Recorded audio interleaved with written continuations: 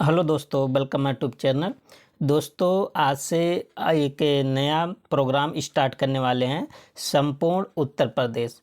तो सबसे पहले आप सबको बता दें, इसको पढ़ने के बाद आप सबको किसी भी अन्य बुक पढ़ने की ज़रूरत आप सबको नहीं होगी, ठीक है। तो केवल इसके अतिरिक्त आप सबको पढ़ना पड़ेगा करंट अफेयर, ठीक है। और करंट अफेयर चूँकि इसमें जोड़ा नहीं गया है, करंट अफेयर आपको अलग से पढ़ना पड़ेगा। बाकी इसके अलावा यूपी जीके में आप सबको कुछ भी पढ़ना नहीं पड़ेगा, ठीक है। संपूर्ण एकदम डीप में यहाँ पर कवर करेंगे।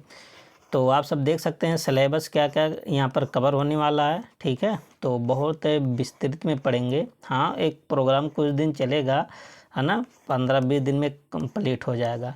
तो आगामी जो भी आप सबका एग्ज़ाम है यूपी जीके का, यदि आप सब तैयारी कर रहे हैं तो ये प्लेटफार्म आप सबके लिए बहुत इम्पॉर्टेंट है, ठीक है दोस्तों। और एक बात आप सबको बता दें कि अभी आप सब देखे हैं कि जूनियर असिस्टेंट का पेपर हुआ, ठीक है। उसमें कंप्यूटर की यदि हम बात करें तो कंप्यूटर का लगभग 14-15 क्वेश्चन, यदि आप सब वीपीओ का जब से एग्ज़ाम हुआ है, ठीक से, तब से और अब तक यूट्यूब पर जुड़े हैं, केवल यूट्यूब की बात कर रहे हैं, तब से आप इतना अटेंड कर सकते हैं। और दूसरी बात, अगर आप नोट्स लिए हैं, हमारा कंप्यूटर का नोट्स लिए हैं, तो आप सब क्वेश्चन जो स्टूडेंट्स नोट्स लिए हैं आप सब बताइए। अगर आप सब अच्छे पढ़े होंगे तो कंप्यूटर का आराम से आप सब क्वेश्चन कर सकते हैं, ठीक है। 14-15 अटेंड, है ना। बहुत लोग तो अच्छे स्कोर करके आएंगे कंप्यूटर में। और यूपी जीके की बात करें कि यहाँ से नोट्स में कितना आया, तो यूपी जीके में आप सबको बता दें, जो करंट अफेयर है उसको आप छोड़ दीजिए और 1-2 क्वेश्चन और छोड़ दीजिए, क्योंकि वो आउट ऑफ, जैसे बहुत ज़्यादा डीप में पूछ लिया था इधर उधर का, ठीक है। तो मतलब अगर हम कहें कि 2-4 क्वेश्चन को छोड़कर लगभग यूपी जीके जितने भी स्टैटिक वाला पार्ट था, है ना, और सब भी तो कवर हो गया होगा यूपी जीके में, है ना, क्योंकि करंट अफेयर से भी क्वेश्चन इसमें डाल दिया था ज़्यादा क्वेश्चन। तो दोस्तों, नोट्स आप सबके लिए जो बनाए हैं बहुत इंपॉर्टेंट नोट्स है। आप सब कमेंट बॉक्स में ज़रूर बताइएगा कि नोट्स से कितना क्वेश्चन आप सबका कितना फंसा था और कितनी बार आप नोट्स सब पढ़ कर गए थे, ठीक है। आप सब अपनी राय को कमेंट बॉक्स में ज़रूर दीजिएगा। और आज से नया प्रोग्राम जो चलने वाला है और उत्तर प्रदेश जीके का, है ना, तो आप यहाँ से बहुत अच्छा स्कोर कर सकते हैं, नंबर भी, ठीक है। तो चलते हैं, स्टार्ट को शुरू करते हैं। ये आप सबका पहला सेशन होगा, ठीक है। तो आप सब पूरे वीडियो में बने रहें। देखिए, ये टोटल थ्योरी क्लास है और आप सबको पहले बता दिए, इसमें आप सबको अन्य कोई बुक पढ़ने की ज़रूरत नहीं पड़ेगा। देखिए, ठीक है। तो उत्तर प्रदेश एक नज़र में सबसे पहले देखते हैं। देखिए, जो पहला पेपर हुआ था ना, एक क्वेश्चन में केवल यही क्वेश्चन आ गया था कि उत्तर प्रदेश को किस नाम से जाना जाता है।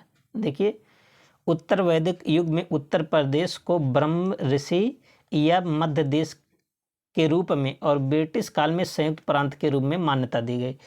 तो जो संयुक्त प्रांत था ना, एक किसके समय की बात है, ब्रिटिश काल। और ब्रह्म ऋषि और मध्य देश किसके समय की बात है, उत्तर वैदिक। ये आप सबसे अभी हाल ही में जो 10-12 पेपर हुआ, इसमें पूछा गया था कि उत्तर प्रदेश को किस नाम से जाना जाता है, तो ब्रह्म ऋषि और मध्य देश दोनों, ठीक है। अगर आप प्रीवियस पेपर अभी का सॉल्व किए तो आप सबको पता होगा। और 24 जनवरी 1950 को संयुक्त प्रांत का नाम बदल कर उत्तर प्रदेश कर दिया गया था, ठीक है। तो एक क्वेश्चन आप सबसे यही बनता है कि उत्तर प्रदेश का नाम कब रखा गया था, तो 24 जनवरी 1950 को, ठीक है। यह भारत के उत्तर मध्य गंगा के मैदानी इलाके में स्थित है और उत्तर प्रदेश जैसे विशाल राज्य का अगर एरिया की बात करें तो 2,40,928 वर्ग किलोमीटर ये उत्तर प्रदेश का एरिया है। ये सब भी आप सब याद कर लीजिए। तो उत्तर प्रदेश का एरिया कितना, 2,40,928। अगर भौगोलिक विस्तार की बात करें तो 204.2 मिलियन लोगों का आबादी है, ठीक है। लेकिन अब जब नया जनगणना आएगा तो आप सबको पता चल जाएगा। यहाँ विविध भूभाग, फसल, खाद्य पदार्थ, जलवायु और इन सभी से आने वाली विविध सामुदायिक परंपराएं, आर्थिक गतिविधियां हैं। आप जानते हैं कि हमारा जो देश है बहुत विविधताओं वाला देश है। यहाँ अलग अलग धर्म के लोग, अलग अलग मान्यताओं के लोग, अलग अलग परंपराओं के लोग निवास करते हैं, ठीक है। तो ये बोला गया है। और अपनी समृद्ध विरासत, सुंदर परिदृश्य और राष्ट्र के निर्माण के लिए महत्वपूर्ण योगदान के कारण उत्तर प्रदेश को अक्सर भारत का हृदय स्थल कहा जाता है। ये देखिए बहुत कम ही लोग जानते होंगे, ठीक है। ए पॉइंट, तो भारत का हृदय स्थल किसे कहा जाता है? बहुत लोग तो जम्मू कश्मीर के चले जाएंगे और पूर्वोत्तर भारत में चले जाएंगे, पश्चिमी भारत में चले जाएंगे। देखिए तो बहुत इंपॉर्टेंट पॉइंट है, पूछ लेगा किसी भी एग्जाम में। तो उत्तर प्रदेश को भारत का हृदय स्थल कहा जाता है, ठीक है। तो दोस्तों आप सब नोट्स बनाते रहें, जो जो इम्पोर्टेंट पॉइंट आप सबको लिखवा रहे हैं यही सब एग्जाम में आता है, ठीक है। और आगामी लेखपाल या वीपीओ वाला भी आगामी आने वाला वैकेंसी है, ठीक है। जूनियर असिस्टेंट सबके लिए इम्पोर्टेंट होगा, यूपीपी मतलब जहाँ भी आता है सबके लिए। देखिए एमसीक्यू जो आप सब पढ़ते हो ना, एमसीक्यू पढ़ने में तभी मज़ा आता है जब आप सबको पहले जो बैकग्राउंड है ना उसको आप सबको मजबूत करना होगा। पहले एक बार पढ़ लीजिए क्लास, उसके बाद कोई भी एमसीक्यू लगाइए, कोई भी प्रीवियस ईयर लगाइए, सब यहाँ से कवर हो जाएगा, ठीक है। तो देखिए नाम उत्तर प्रदेश की राजधानी का लखनऊ, इसके बारे में देख लेते हैं। अंग्रेजों ने आगरा और अवध को एक प्रांत में मिला दिया और इसे आगरा और अवध का संयुक्त प्रांत कहा गया। जब अंग्रेजों ने आगरा और अवध को मिला दिया गया था तब इसका क्या नाम हो गया था? आगरा और अवध का संयुक्त प्रांत। फिर क्या हुआ? 1935 में इसका नाम संक्षिप्त रूप से संयुक्त प्रांत कर दिया। तो 1935 में इसका नाम, उत्तर प्रदेश का नाम क्या कर दिया गया था? संयुक्त प्रांत। ये भी पूछा जाता है कि संयुक्त प्रांत नाम कब पड़ा? 1935 में। फिर 24 जनवरी 1950 को संयुक्त प्रांत का नाम बदलकर क्या कर दिया गया? उत्तर प्रदेश। अब यहीं से उत्तर प्रदेश शुरू होता है 24 जनवरी 1950 से। अब देखिए मोस्ट इम्पॉर्टेंट है, मई 2017 को उत्तर प्रदेश सरकार ने प्रत्येक वर्ष 24 जनवरी को उत्तर प्रदेश दिवस मनाने की घोषणा किया था।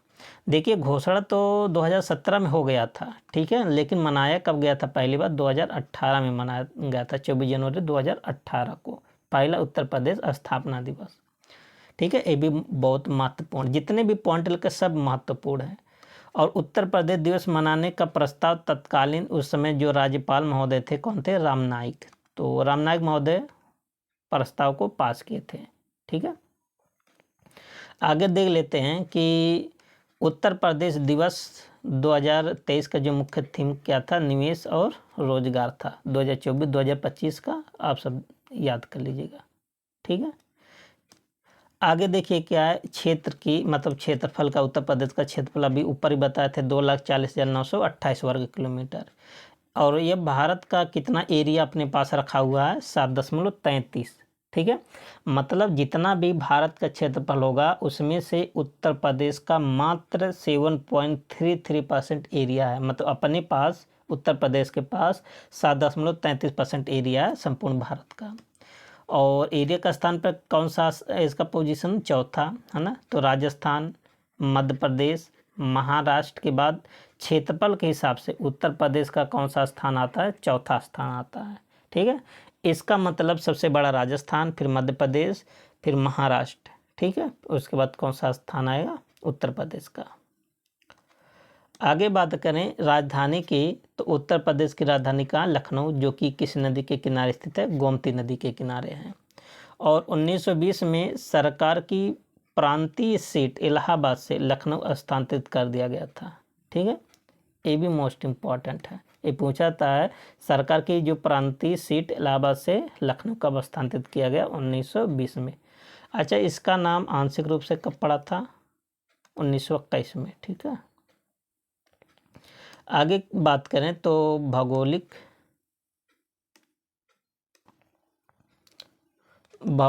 पैरामीटर की बात करें तो इसका अक्षांश, ये सब याद होना चाहिए, ठीक है।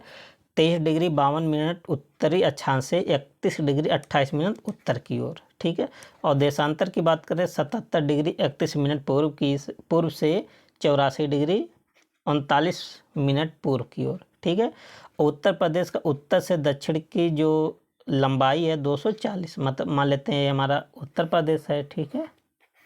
तो उत्तर से दक्षिण की तरफ ये कितना है? चौड़ा है 240, और पूर्व से पश्चिम की ओर कितना है? 650। तो 240 इधर, 650 इधर, ठीक है। इसमें आप सबका ना सब कंप्लीट होगा, बट केवल थोड़ा आप सबको टाइम लगेगा, है ना। ज़्यादा से ज़्यादा 10-20 क्लास में आप सबका कंप्लीट हो जाएगा। उसके बाद कोई भी आप सब एमसीक्यू लगाइए उत्तर प्रदेश का, प्रीवियस ईयर का। अब देखिए भारत की मानक जो समय रेखा है ना, कितना, ये भी बहुत इम्पोर्टेंट पूछा जाता है, 82.5 डिग्री पूर्व से, और कहाँ कहाँ से होके जाता है कि मिर्ज़ापुर से, उत्तर प्रदेश के मिर्ज़ापुर से होकर गुजरती है, जो कि पूरे भारत के लिए मानक सीमा का निर्धारण भी करता है ना। तो ये भी बहुत इम्पोर्टेंट है। आगे बात करें इसकी सीमाएं की, सीमाएं कौन कौन सी, किसके किसके किसके साथ ये अपना सीमाएं बनाता है, ठीक है। तो देखिए उत्तर प्रदेश की सीमा 8 राज्यों के साथ बनाता है, उत्तराखंड, ठीक है, और हिमाचल प्रदेश, हरियाणा, राजस्थान, मध्य प्रदेश, छत्तीसगढ़, झारखंड, बिहार। ये तो 8 राज्य हो गया, और 8 राज्य के साथ एक यूटी भी शामिल है जिसको बोलते केंद्र शासित प्रदेश, और एक केंद्र शासित प्रदेश दिल्ली से उत्तर प्रदेश अपनी सीमा लगाता है। और इसके अतिरिक्त एक देश भी है इंटरनेशनल सीमा, जो कि नेपाल के साथ अंतर्राष्ट्रीय सीमा साझा करती है। तो कह सकते 8 राज्य, एक यूटी और एक अंतर्राष्ट्रीय सीमा, तो कुल कितना सीमा हो गया, 10 सीमा, ठीक है। तो ये सब आप सबको याद होना चाहिए, पूछ लिया जाता है। उच्च न्यायालय की बात करें तो उत्तर प्रदेश का उच्च न्यायालय कहाँ है, प्रयागराज में है, ठीक है, और इसका एक बेंच कहाँ पर है, लखनऊ में, राजधानी में। और इसके संभाग और या जिले की बात करें तो उत्तर प्रदेश में कुल कितने मंडल हैं, 18 मंडल हैं, और कुल कितने जिले हैं, 75 जिले हैं, ठीक है। सबसे बड़े मंडल की बात करें, कानपुर, मेरठ, लखनऊ सबसे बड़ा मंडल है, जिसके अंतर्गत कितने जिले आते हैं, 6 जिले आते हैं, ठीक है। और मिर्ज़ापुर, आजमगढ़, बस्ती, सहारनपुर मंडल में कितने जिले आते हैं, 3 जिले आते हैं। क्षेत्रफल के हिसाब से राज्य का सबसे बड़ा जिला कौन सा, लखीमपुर खीरी जिला है, ठीक है। और क्षेत्रफल के हिसाब से उत्तर प्रदेश का सबसे छोटा जिला कौन सा है, हापुड़ है। ये सब पॉइंट आप सबको याद होनी चाहिए। यही सब देखिए MCQ बना के पूछ लिया जाता है, मैच वाले में पूछ लिया जाता है, ठीक है। जब आप सब मॉक टेस्ट देते होंगे तो ऐसे सब क्वेश्चन बनाते हैं, तो इसीलिए आप सबको थ्योरी क्लास देखना बहुत इंपॉर्टेंट है। अगर संसद की सीटों की बात करें, देखिए संसद में 2 आते हैं, एक तो राज्यसभा, एक तो लोकसभा, दोनों की बात करेंगे। तो राज्यसभा से उत्तर प्रदेश में कुल कितना सीटें देता है, 31 सीट, और लोकसभा में कितने सीट होता है, देता है उत्तर प्रदेश से जाता है 80 सीट। तो उत्तर प्रदेश में लोकसभा की 80 सीट और राज्यसभा की 1, ये दोनों तो बहुत बार एग्जाम में आया है। उत्तर प्रदेश में विधानसभा की सीटें की बात करें 403 है, और सब कौन से निर्वाचित सदस्य होते हैं। और विधान परिषद में कुल कितने सीट है, उत्तर प्रदेश में 100 सीट है, ठीक है। तो देखिए दोस्तों आप सबका यहाँ से ना बहुत अच्छे तरीके से कवर हो रहा होगा। आगे देखते हैं कि उत्तर प्रदेश के राज्य के चिन्ह क्या है। यहाँ से भी क्वेश्चन अभी हाल ही में बना है, ठीक है। तो ये टॉपिक आप सब इग्नोर नहीं कर सकते हैं, ठीक है। तो राज्य की प्रतीक की बात करें तो प्रतीक में एक मुहर शामिल है, जो प्रयागराज में गंगा और यमुना नदियों का संगम को दर्शाती है। ये देखिए उत्तर प्रदेश का ये तो चिन्ह है। तो इसमें देखिए एक गंगा यमुना, जैसे ऐसे जो 2 धारा है ना, तो ये प्रेजेंट कर रहा है तो गंगा यमुना का संगम, जो पौराणिक मत्स्य की एक जोड़ी है ना। आगे क्या है कि अवतार प्राणियों, है ना, से हिंदू पौराणिक कथा अवध का प्रतिनिधित्व करती है। और इसमें 2 मछलियां का भी जिक्र है ना, जो कि किसको रिप्रेजेंट करती है, अवध शासन को, है ना। यहाँ देखिए तीर धनुष भी है ना, जो किसको रिप्रेजेंट करती है, भगवान रामचंद्र के शासनकाल को। तो आगे देख सकते हैं यहाँ पर देखिए धनुष और तीर की जोड़ी भगवान राम और अयोध्या क्षेत्र की प्राचीन और सांस्कृतिक राजधानी का प्रतिनिधित्व करती है, ठीक है। तो ये धनुष बाण का ये हो गया आप सबका चिन्ह, और मछलियाँ तो अभी आप सबको बता दिए हैं किसका प्रतीक है, अवध शासन का। ये सब पूछा गया पेपर में। आगे बात करें तो राज का जो वृक्ष है, राज की वृक्ष आप कह सकते हैं ना, कौन सा, अशोक है।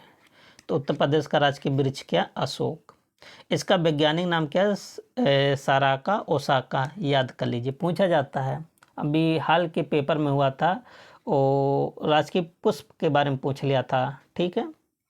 यह फलियां परिवार के, है ना, सीसालिपिनियोडी उप परिवार से संबंधित लगता है, और इसे शांति का प्रतीक भी माना जाता है। तो अशोक को किसका प्रतीक माना जाता है, शांति का। और इसे अक्सर मंदिरों के पास या पवित्र उपवनों में लगाया जाता। तो अशोक को कहाँ लगाया जाता? मंदिरों के पास या पवित्र जो उपवन होते हैं। सबसे जो बड़ी इंपॉर्टेंट है ना ये है कि इसे शांति का प्रतीक माना जाता है ना। आगे बात करें तो राज का पशु क्या है, तो उत्तर प्रदेश का राज का पशु क्या? बारहसिंघा है, ठीक है। और इसे दलदली हिरण के नाम से भी जाना जाता है। ये भी पेपर में आया है हाल के। इसका वैज्ञानिक नाम क्या है? उर्वर्स और डुआसेली, ये बारहसिंघा का एक वैज्ञानिक नाम है। इसका और राज्य पुष्प की बात करें तो उत्तर प्रदेश का राज्य पुष्प क्या है? पलाश या टेंसू है, ठीक है। और इसका वैज्ञानिक नाम क्या है? Butea monosperma. ये सब बहुत इंपॉर्टेंट है। और उत्तर प्रदेश के राज्य की पक्षी क्या है? तो राज्य की पक्षी क्या है? सारस, जिसको बोलते हैं क्रेन में बोलते हैं। इसका वैज्ञानिक नाम क्या है? ग्रस एंटीगोना, ठीक है। और राज्य की खेल, उत्तर प्रदेश राज्य का खेल क्या है? हॉकी है, याद कर लीजिए, ठीक है। आगे बात करें कि भौगोलिक सीमाएं, है ना। तो आप सब उत्तर प्रदेश का मैप आप सब अच्छे से पढ़िएगा। जो नोट्स कंप्यूटर यूपी जीके का दिए ना, वहाँ सब डिस्ट्रिक्ट वाइज सब सेम टू सेम बहुत अच्छे तरीके से कवर करवाए हैं, ठीक है। तो आप सब इसकी बात करें, देखिए भौगोलिक सीमाएं। तो उत्तर प्रदेश राज्य की सीमा 8 राज्य हो गया, एक केंद्र शासित प्रदेश जो कि दिल्ली के साथ सीमा लगाता है, और एक पड़ोसी देश कौन सा? नेपाल। तो इतने सारे राज्य, केंद्र शासित प्रदेश और अंतर्राष्ट्रीय सीमा बनाता है। ऊपर आप पढ़ चुके, तो 8 + 1 + 1, ये राज्य, केंद्र शासित प्रदेश, ये अंतर्राष्ट्रीय सीमा, ठीक है। आगे बात करें कि उत्तर में, जैसे मान लेते ये हमारा उत्तर प्रदेश, ए नॉर्थ हो गया, ए साउथ हो गया, ठीक है, ए ईस्ट हो गया, ए वेस्ट हो गया। तो उत्तर में कौन कौन सा राज्य है, दक्षिण में कौन सा राज्य है, इधर कौन सा राज्य है, और इधर कौन सा, पूर्व कौन सा राज्य है, पश्चिम कौन सा राज्य है, यही बात कर रहे हैं, ठीक है। तो उत्तर प्रदेश के उत्तर में उत्तराखंड और नेपाल है, ठीक है। और उत्तर पश्चिम की बात करें तो हिमाचल प्रदेश है। उत्तर पश्चिम जान रहे हैं, जैसे अगर नॉर्थ है तो ये कौन सा है? उत्तर पश्चिमी वाला दिशा कहलाएगा, ये उत्तर पूर्व कहलाएगा, ठीक है। तो उत्तर पश्चिम में क्या? उत्तर प्रदेश के हिमाचल प्रदेश है। और दक्षिण में क्या? मध्य प्रदेश और छत्तीसगढ़ है। और पूर्व में क्या है? उत्तर प्रदेश के बिहार और झारखंड। मान लेते हैं ये, अभी हम मैप में आप सबको बता देते हैं ना, ठीक है। तो ये आप सबका, अब यहाँ से उत्तर पश्चिम आप सब कर सकते हैं। इस साइड पे जो पूरब की ओर है कौन कौन सा है? बिहार और झारखंड है। और पश्चिम में इधर कौन सा है? हरियाणा है, दिल्ली और राजस्थान है। और उत्तर में कौन सा था? उत्तराखंड और नेपाल। और यहाँ पर कौन सा था? हिमाचल प्रदेश। और दक्षिण में कौन सा है? मध्य प्रदेश और छत्तीसगढ़। तो ये आप सबके दिमाग में एकदम मैप एकदम बना होना चाहिए। चलिए आते हैं मैप से देख लेते हैं, ठीक है। तो देखिए ये है पूरब की ओर, ठीक है। तो पूरब से किसकी सीमा बनाता है? बिहार और झारखंड से। ये उत्तर प्रदेश का दक्षिणी सीमा, जो कि किसके साथ सीमा बनाता है? छत्तीसगढ़ और मध्य प्रदेश। ये पश्चिमी सीमा, जो कि किसके साथ सीमा बनाता है? इधर पश्चिमी सीमा पर तो राजस्थान हो गया, हरियाणा हो गया, और केंद्र शासित प्रदेश दिल्ली भी है। और उत्तर में कौन सा है? नेपाल है, उत्तराखंड है। और उत्तर पश्चिम में कौन सा है? हिमाचल प्रदेश है, ठीक है। तो इतना आप सबको समझ में आ गया होगा। आगे देख लेते हैं कि उत्तर प्रदेश के जिले जो सीमावर्ती पड़ोसियों के साथ सीमा साझा करते हैं, ठीक है।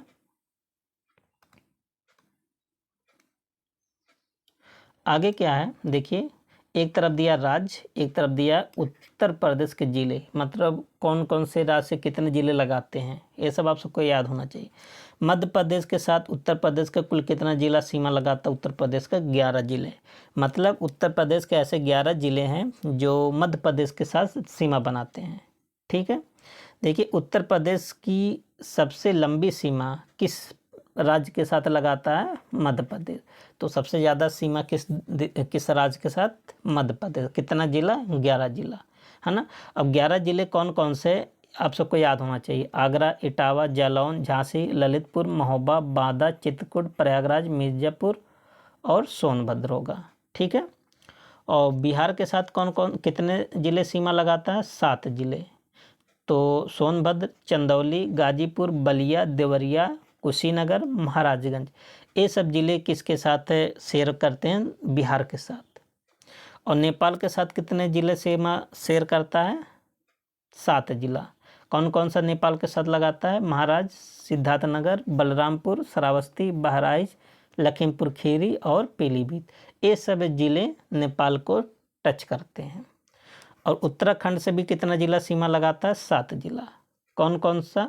आप जानते उत्तर प्रदेश से अलग हुआ था, पहले उत्तराखंड उत्तर प्रदेश का हिस्सा था, तो 9 नवंबर सन 2000 को उत्तराखंड बन गया। ठीक है। और कितना ज़िला अब सीमा करता है साझा? सहारनपुर, मुजफ्फरनगर, बिजनौर, मुरादाबाद, रामपुर, बरेली, पीलीभीत, ये सब ज़िले किसके साथ सीमा साझा करते हैं? उत्तराखंड के साथ। अच्छा, यहाँ पर देखिए, तो अगर मैप में आप सबको बता, यहाँ भी 7 जिला है, ठीक है, और नॉर्थ में भी 7 जिला है, ठीक है, और नीचे मध्य प्रदेश के साथ कितना जिला सीमा शेयर करता है? 11 जिला, ठीक। और किसके साथ है? बिहार हो गया, नेपाल हो गया और उत्तराखंड हो गया, और उत्तराखंड भी 7 जिला। तो देखिए 7 बहुत सारा जिला है ना। और हरियाणा कितना जिला, इसका हरियाणा पूछा जाता है, तो हरियाणा उत्तर प्रदेश के साथ कितना जिला सीमा साझा करता है? 6 जिला। कौन कौन सा? सहारनपुर, बागपत, गौतम बुद्ध नगर, अलीगढ़, मथुरा और शामली, ठीक है। इसमें से शामली जो जिला है ना, उत्तर प्रदेश का सबसे पश्चिमी जिला है, देखिए यहाँ शामली रहेगा, ठीक है, सबसे पश्चिमी जिला। और सबसे पूर्वी जिला की बात करें तो बलिया, सबसे उत्तरी जिला की बात करें तो सहारनपुर, और सबसे दक्षिणी जिला की बात करें तो सोनभद्र। ये सब भी अभी आगे देखेंगे। तो हरियाणा के साथ कितना जिला बनाता है? 6 जिला। और राजस्थान के साथ मात्र 2 जिला सीमा बनाते हैं, एक तो आगरा और मथुरा, ठीक है। और हिमाचल प्रदेश के साथ 1 जिला, कौन कौन सा? केवल सहारनपुर, सबसे कम जिला यही टच करता है। और झारखंड के साथ भी 1 जिला है, कौन सा? सोनभद्र। छत्तीसगढ़ के साथ 1 जिला कौन है? सोनभद्र। अच्छा, तो आप देख रहे हैं कि जो ये सोनभद्र है ना, देखिए ये बिहार को भी टच करता है, ठीक है। छत्तीसगढ़ हो गया, बिहार हो गया और मध्य प्रदेश, 4 जिले को टच, 4 राज्य को टच करता सोनभद्र। कितने राज्य को? 4। कौन सा? बिहार हो गया, झारखंड हो गया, छत्तीसगढ़ हो गया और मध्य प्रदेश। तो सबसे ज़्यादा राज्यों के साथ जो सीमा बनाने वाला जो जिला है ना, वो कौन सा? सोनभद्र है, ठीक है। आगे देखिए, दिल्ली के साथ जो केंद्र शासित प्रदेश, इसके साथ 2 जिला सीमा बनाता है, एक गाजियाबाद और दूसरा गौतम बुद्ध नगर। ये दोनों किसके साथ सीमा बनाता है? दिल्ली। और गाजियाबाद को छोटा दिल्ली भी बोला जाता है, ठीक है। आगे क्या है? उत्तर प्रदेश के सीमा साझा करने वाले अन्य जिलों की, अन्य राज्यों की अन्य जिले, है ना। तो ये देखिए आपके लिए इतना इम्पोर्टेंट नहीं है, ठीक है, कि उत्तर प्रदेश के साथ कौन कौन सा जिला बनाता है, ठीक है। ये आप सब एक बार वैसे पढ़ लीजिएगा। आप सब उत्तर प्रदेश, अपने उत्तर प्रदेश को याद कर लीजिए कि हमारा उत्तर प्रदेश का जिला दूसरे के साथ कौन सा, किसके साथ सीमा बनाता है, न कि दूसरे प्रदेश का। आप सब याद कीजिए कि आपके साथ कौन सा सीमा बनाता है, ठीक है। अब देखिए यहाँ से बहुत महत्वपूर्ण पॉइंट आ गया, ठीक है। तो ये आप सबको याद होना चाहिए। उत्तर प्रदेश का ललितपुर जिला 3 ओर से मध्य प्रदेश से घिरा हुआ है, ठीक है। तो यहाँ आप सब देखते हैं ऐसे लटका रहता है ना ललितपुर, तो 3 ओर से कौन घिरा हुआ है? मध्य प्रदेश। उत्तर प्रदेश के सोनभद्र के जिला 4 राज्यों के साथ लगाता है, अभी आप सबको ऊपर बता दिए थे, बिहार, झारखंड, छत्तीसगढ़ और मध्य प्रदेश। आगे क्या? उत्तर प्रदेश के सहारनपुर के जिला किसके साथ सीमा बनाता है? हरियाणा, हिमाचल प्रदेश और उत्तराखंड से सहारनपुर लगाता है, ठीक है। आगे क्या है? 8 शहर, कौन कौन सा 8 शहर हैं? बहुत इंपॉर्टेंट है, आप सबसे पूछा जाता है। एनसीआर में शामिल है उत्तर प्रदेश के। मेरठ, मुजफ्फरनगर, गाजियाबाद, गौतम बुद्ध नगर, बुलंदशहर, बागपत, हापुड़, शामली, ये सब एनसीआर में शामिल हैं। तो उत्तर प्रदेश के कुल कितने जिले एनसीआर में? एनसीआर का मतलब राष्ट्रीय राजधानी क्षेत्र है, ठीक है। तो 8 जिले शामिल हैं। तो 8 जिले कौन से? ये आप सबको याद होना चाहिए। आगे देखिए, उत्तर प्रदेश का सबसे पूर्वी जिला क्या है? बलिया है, अभी आप सबको बताए थे, यहाँ बलिया है। और सबसे पश्चिमी जिला कौन सा? शामली है, तो यहाँ शामली है। सबसे उत्तरी जिला कौन सा? सहारनपुर है। और सबसे दक्षिणी जिला क्या है? सोनभद्र है। ठीक है, ये आप सबको आना चाहिए। क्षेत्रफल की दृष्टि से राज्य का सबसे बड़ा जिला लखीमपुर खीरी है। इसका क्षेत्रफल इतना 7680 वर्ग किलोमीटर। और क्षेत्रफल के दृष्टि से सबसे छोटा जिला कौन सा? हापुड़ है, 660 वर्ग किलोमीटर। देखिए, ये सब फैक्ट आप सबको एकदम याद होना चाहिए, है ना। अभी देखिए, आप सब जो पढ़ रहे हैं जनगणना 2011 पढ़ रहे हैं, ठीक है, क्योंकि अभी नया जनगणना नहीं हुआ तो यहाँ से क्वेश्चन तो बनता है पेपर में। ठीक है, तो इसके दृष्टि से एक दृष्टि देख लेते हैं जनगणना 2011, क्योंकि यहाँ भी क्वेश्चन पूछा जाता है। और आप जानते हैं कि विश्व में पहली जो जनगणना कब हुई थी? विश्व में पहली जनगणना तब आयोजित की गई जब फिनलैंड स्वीडन का हिस्सा था, मतलब 1749 की बात कर रहे हैं। ब्रिटिश भारत में लॉर्ड मेयो ने 1871-72 में पहली जनगणना कराई गई थी। ये आप सबसे पूछा जाता है कि सबसे पहली जनगणना कब हुई थी? 1871-72 में। और फिर 1881 में जब रिपन का समय आया, और तब से जनगणना हर 10 वर्ष के अंतराल पर होने लगी। ठीक है, और ये कैसे जनगणना होने लगी? नियमित। तो अगर आप सबसे ऐसे पूछा जाए कि नियमित जनगणना कब से शुरू हुआ, तो रिपन के समय में 1881 में। अगर आप सबसे पूछा कि भारत में जनगणना शुरू कब हुआ, तो आप बताएंगे 1871 में। किसके समय? लॉर्ड मेयो ने शुरू किया था, जबकि रिपन ने नियमित रूप से शुरू किया। ठीक है, आगे देख लेते हैं जनगणना 2011 की प्रमुख जो पॉइंट है इसको देख लेते हैं। ठीक है, ये कुल मिलाकर 15वीं जनगणना और आज़ादी के बाद 7वीं जनगणना, ये सब आपको आना चाहिए। तो जो 2011 की जनगणना है, कौन सी जनगणना है? 15वीं, और आज़ादी के बाद 7वीं।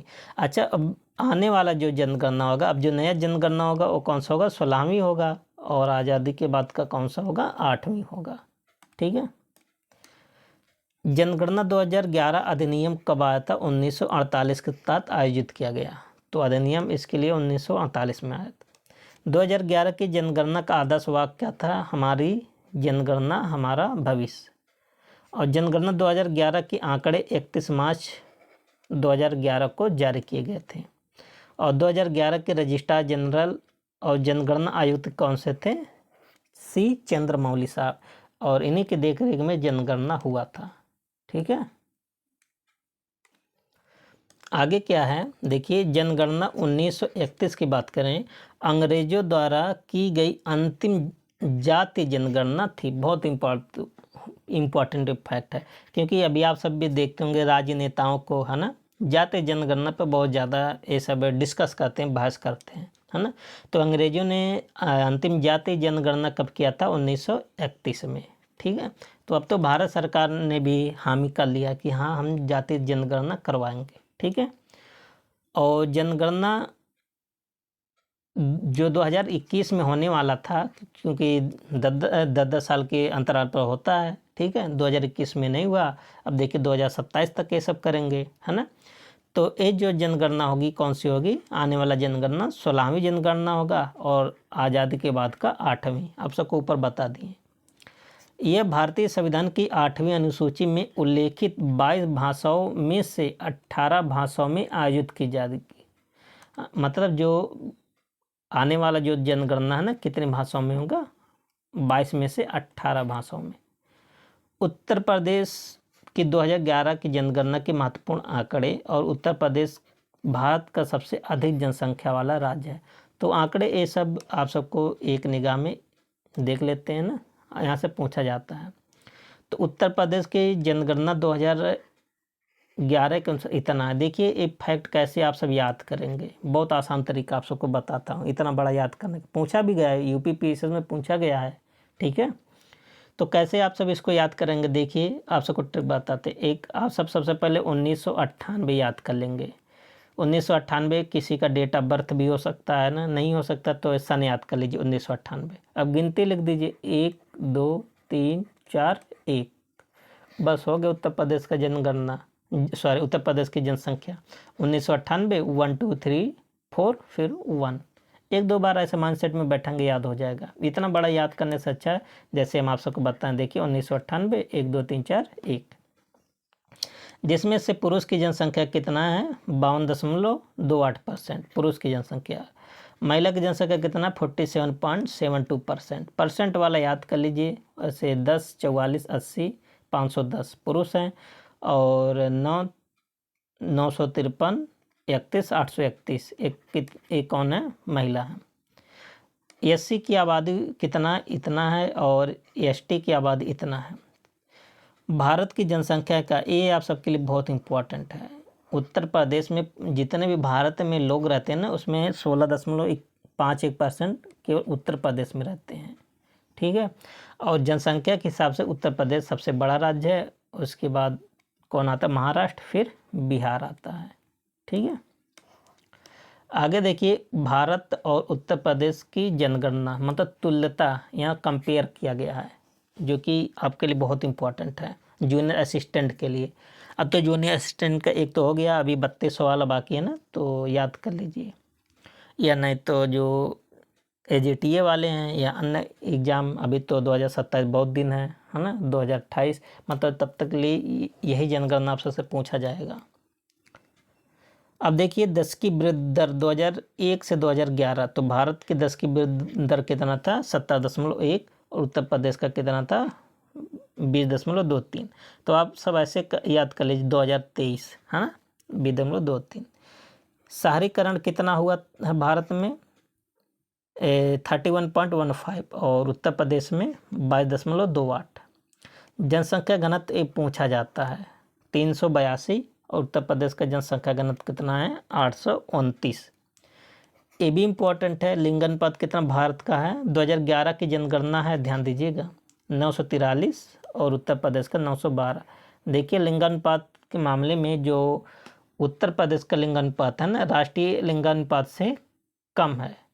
उत्तर प्रदेश का जो जनसंख्या घनत्व है ना, जो देश की जनसंख्या घनत्व उससे ज़्यादा है। तो कंपेयर आप सबसे पूछा जाता है स्टेटमेंट बना के। बाल लिंगानुपात के मामले में भारत में पूरे भारत लेवल पे कितना 918, उत्तर प्रदेश में कितना 902। मतलब बाल लिंगानुपात में भी उत्तर प्रदेश पीछे है राष्ट्रीय से। साक्षरता दर की बात करें तो लगभग कितना है 74.04% साक्षरता दर, और जबकि उत्तर प्रदेश का कितना 67.72। मतलब साक्षरता दर में भी उत्तर प्रदेश कम है। पुरुष को अगर राष्ट्रीय लेवल पे पुरुषों की साक्षरता दर की बात करें तो 82.14% और उत्तर प्रदेश की बात करें तो 77.28 पुरुषों के मामले में भी कम है। महिलाओं की राष्ट्रीय साक्षरता दर की बात करें तो 65.46 और उत्तर प्रदेश की बात करें 57.18%। मतलब साक्षरता दर में कुल, अगर आप सबको एवरेज देखिए पता साक्षरता दर कैसे याद करेंगे। पुरुषों के, अगर पुरुषों की बात करेगा तो उसमें प्लस एवरेज वाले में +10 जोड़ दीजिएगा। अगर महिला की बात करेगा तो -10 का दे, लगभग उतना आ जाएगा। जैसे 74 है, 74 में 10 जोड़ेंगे लगभग, नहीं यहाँ पर मिस्टेक हो गई, जाने दीजिए इसको, ज़्यादा वेरिएशन आ जा रहा है, ठीक है। आगे देखिए क्या है कि जनगणना 2011 है ना, ये जिलेवार आंकड़े, ठीक है। तो इतना ज़्यादा डीप में नहीं जाएगा, ठीक है, जिलेवार कौन है, लेकिन जो मोस्ट इम्पॉर्टेंट पूछा जाता है कि सर्वाधिक जनसंख्या वाला जिला, ये सब ऐसे क्वेश्चन बनते हैं। तो सर्वाधिक जनसंख्या वाला जिला कौन सा, प्रयागराज है, ठीक है। और शीर्ष 5 जिले जनसंख्या के मामले में अरेंज करने के लिए देता है। आजकल जो पेपर में बना रहा है ना, डीप में बहुत बना रहा है।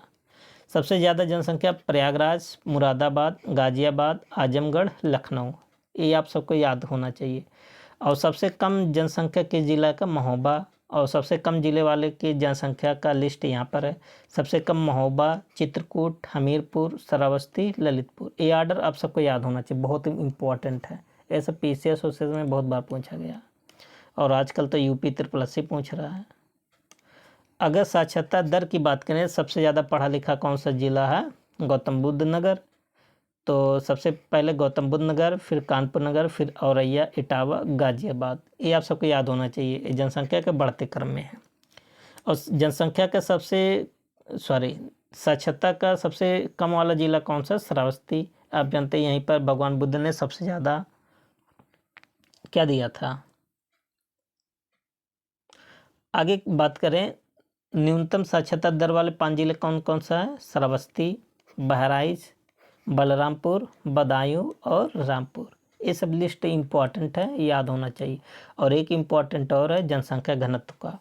सबसे ज़्यादा जनसंख्या घनत्व वाला जिला कौन सा है? गाजियाबाद है। ठीक है, कितना? 3971। उसके बाद वाराणसी, उसके बाद लखनऊ। तो सबसे ज़्यादा में आप सब याद कर ले, गाजियाबाद, वाराणसी, लखनऊ। और न्यूनतम मामले में कौन है? ललितपुर। सबसे कम जनसंख्या घनत्व वाला जिला लखनऊ है। उसके बाद सोनभद्र, उसके बाद हमीरपुर है।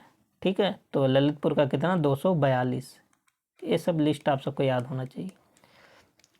लिंग अनुपात की बात करें तो सबसे ज़्यादा लिंग अनुपात वाला जिला उत्तर प्रदेश का कौन सा? जौनपुर। कितना? 1024 है। उसके बाद आजमगढ़, फिर देवरिया का आता है स्थान। न्यूनतम लिंग अनुपात की बात करें तो सबसे ज़्यादा गौतम बुद्ध नगर है, 800 कितना? 51 है। अच्छा, सबसे ज़्यादा पढ़ा लिखा, सबसे कम लिंग अनुपात। इसके बाद बागपत और हमीरपुर का आता है। अगर हम शिशु लिंग अनुपात की बात करें, शिशु लिंग अनुपात जो 5 से 6 साल वाले बच्चे होते हैं ना, उनको माना जाता है। सबसे ज़्यादा बलरामपुर में है, शिशु लिंग अनुपात 950 है। और सबसे कम कहाँ का है? बागपत। कितना है? 841 है। तो दोस्तों जितना भी पॉइंट लिखा ना, केवल इंपॉर्टेंट पॉइंट लिखा हुआ, इधर उधर का कोई बात नहीं है ज़्यादा। ठीक है। SC ST की बात करें तो सर्वाधिक अनुसूचित जाति वाला जिला कौन सा? सीतापुर। मतलब सबसे ज़्यादा SC जात के लोग कहाँ रहते हैं? सीतापुर में। अगर इसका बढ़ते हुए क्रम में देखें, सबसे ज़्यादा सीतापुर, उसके बाद प्रयागराज, उसके बाद हरदोई में। और सबसे कम में अनुसूचित जाति की जनसंख्या वाला जिला कौन सा है? बागपत। मतलब सबसे कम SC कहाँ पर रहते हैं? बागपत में। ठीक है। और सर्वाधिक अनुसूचित जनजाति, अनुसूचित अगर हम जनजाति जिसको बोलते हैं ST, है ना, सबसे ज़्यादा अनुसूचित जनजाति वाला जिला कौन सा? सोनभद्र है। ठीक है। और अगर इसके में रैंकिंग की बात करें, सबसे पहले पाता सोनभद्र, फिर बलिया, फिर देवरिया। यहाँ अनुसूचित जनजाति रहते हैं। और न्यूनतम अनुसूचित जनजाति वाला जिला कौन सा? बागपत। अच्छा देखिए, बागपत, यहाँ 2 फैक्ट आप सबको समझ में आएगा। बागपत में सबसे ज़्यादा बागपत में सबसे कम ST भी रहते हैं, और बागपत में सबसे ज़्यादा SC भी रहते हैं।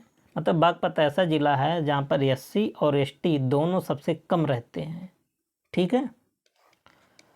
और आगे बात करें ग्रामीण और शहरी की बात करें तो गाज़ियाबाद, यहाँ शहरी जनसंख्या का प्रतिशत सबसे अधिक है। लगभग कितना % यहाँ का शहरीकरण हुआ? 67.6। ठीक है, आपको ये याद होना चाहिए। शहरीकरण प्रतिशत के आधार पर सबसे ज़्यादा शहरीकरण किसका हुआ? गाज़ियाबाद, उसके बाद लखनऊ, उसके बाद कानपुर नगर, फिर गौतम बुद्ध नगर, फिर मेरठ। ये लिस्ट याद होना चाहिए। और आप सब तो ये इम्पॉर्टेंट है, पहला केवल याद होना चाहिए। सबसे ज़्यादा गाज़ियाबाद, सबसे कम किसका हो? श्रावस्ती, केवल 3.5%। ठीक है। और ग्रामीण जनसंख्या के आधार पर अगर बात करें तो श्रावस्ती, उसके बाद आता है नाम कुशीनगर, फिर महाराजगंज, फिर सुल्तानपुर, फिर प्रतापगढ़ का। ठीक है। तो लिस्ट आप सबको याद होना। ये भी इम्पॉर्टेंट है, पूछा जाता है 10 की वृद्धि दर। तो सबसे ज़्यादा कहाँ पर हुआ?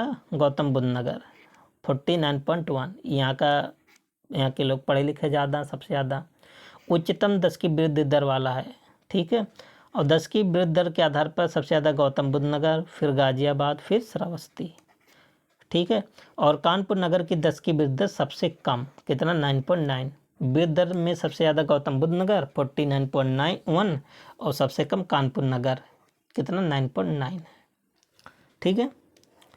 अगर धर्म के आधार की बात करें तो सबसे ज़्यादा हिंदू लोग रहते हैं यहाँ पर उत्तर प्रदेश में, फिर मुस्लिम, उसका सिख, फिर ईसाई, फिर जैन, फिर बौद्ध। मतलब सबसे कम मात्रा में कौन लोग रहते हैं? बौद्ध लोग रहते हैं। ठीक है। तो दोस्तों आप सब देख रहे हैं कितना इम्पॉर्टेंट सेशन है। आप सब एक बार पढ़ लीजिए थ्योरी बस, उसके बाद कोई भी मॉक टेस्ट कोई भी लगाइए। ठीक है। आप सबका नंबर भी बढ़ेगा, उसके साथ साथ आप सबका मनोबल भी बढ़ेगा, है ना। नहीं तो ऐसे क्वेश्चन दे देते हैं और आप सबका नंबर नहीं आता तो डिमोटिवेट हो जाते हैं। आगे बात करें तो उत्तर प्रदेश की कुल आबादी में अनुसूचित जनजाति जिसको बोलते हैं एसटी का कुल कितना प्रतिशत है? 6%। इसका मतलब है कि उत्तर प्रदेश के जितनी भी जनसंख्या है, ठीक है, तो उत्तर प्रदेश की कितनी जनसंख्या है? ट्रिक क्या बताए थे?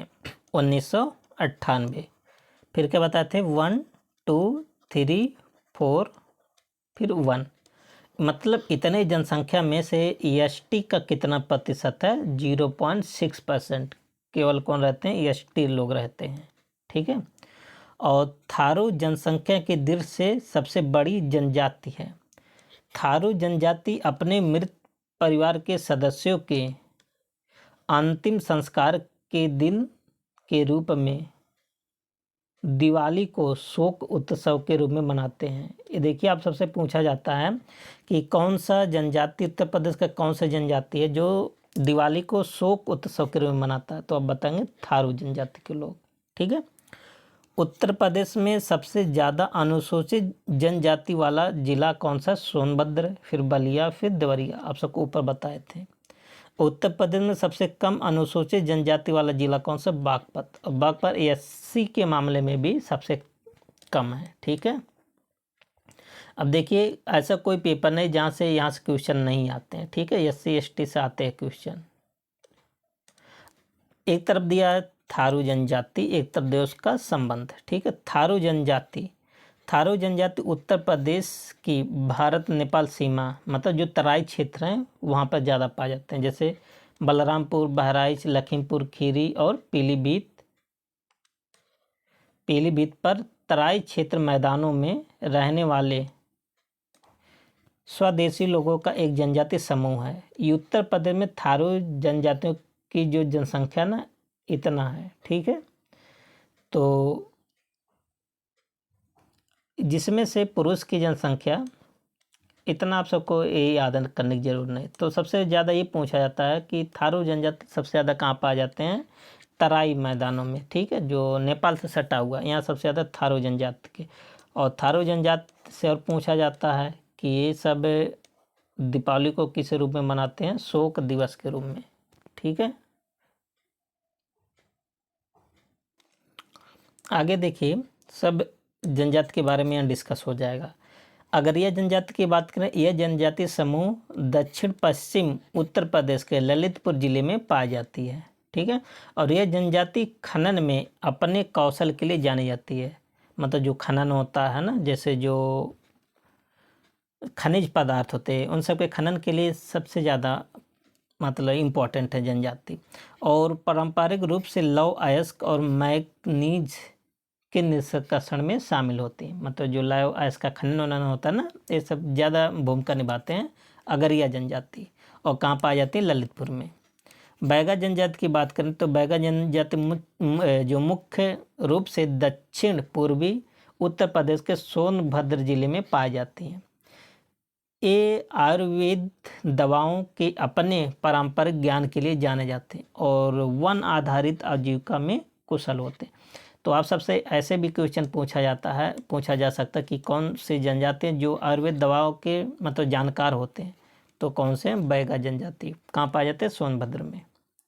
बुक्सा जनजाति की बात करें, बुक्सा जनजाति मुख्य रूप से सोनभद्र जिले में पाई जाती है। ये लोहे के काम में अपने कौशल के लिए जाने जाते हैं और पारंपरिक रूप से लोहे के औजारों के निर्माण में भी शामिल होते हैं। तो सब बैगा जनजाति के बारे में बताया गया है। और घासिया जनजाति मुख्य रूप से उत्तर प्रदेश के सोनभद्र जिले और मिर्ज़ापुर में पाई जाती है। घासिया जनजाति, ठीक है। आगे बात करें गोंड जनजाति। गोंड जनजाति भारत की सबसे बड़ी जनजाति में से एक है।